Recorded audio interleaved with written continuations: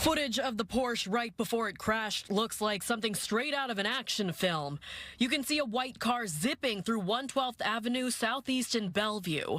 The driver maintains lane position until it starts to curve towards the SR 520 Clover entrance. The car skids on its side at least 300 feet, clips the concrete wall, flies over the pond by the freeway entrance, and tumbles into the brush. This is the car upon landing. The driver, 26-year-old Ting Ye, was in a 2020 Porsche 911. Ye's passenger, 27-year-old Yabao Liu, died in the front seat. Let's set the stage, shall we? Let's say you had a person.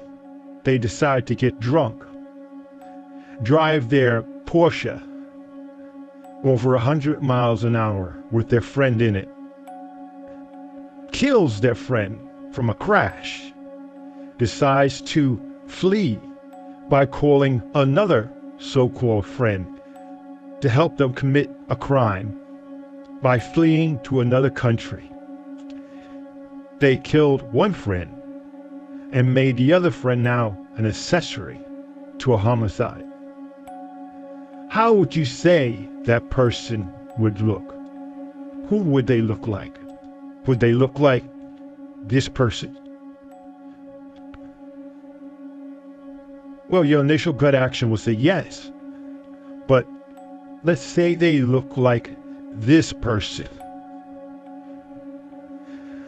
I meet a lot of people in my line of work that are devoid of that pesky thing called empathy.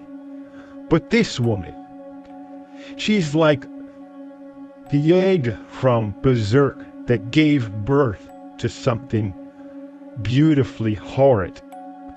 She is a special breed.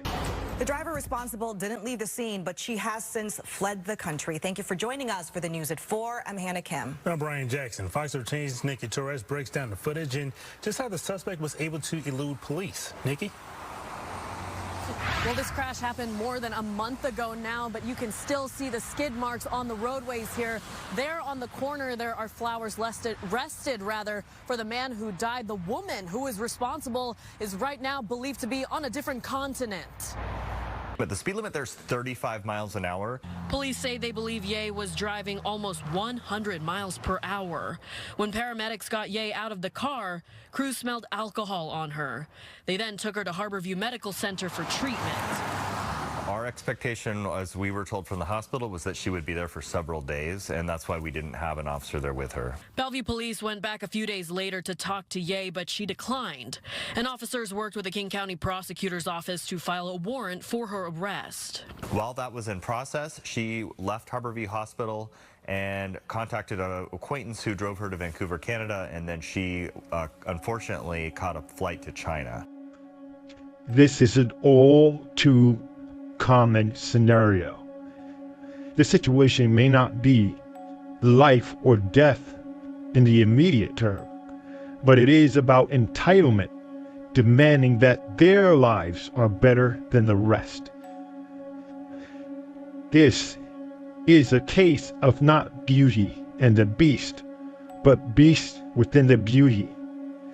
This girl took someone's life, fled the country, and feels entitled that she is free of consequences to do what she wants. It's unclear how Ye left Harborview. Bellevue police say they are working with federal authorities to get her back in Washington and face the consequences of her deadly 3 a.m. outing. This matter is never going to go away. We're in contact with our embassy in Beijing.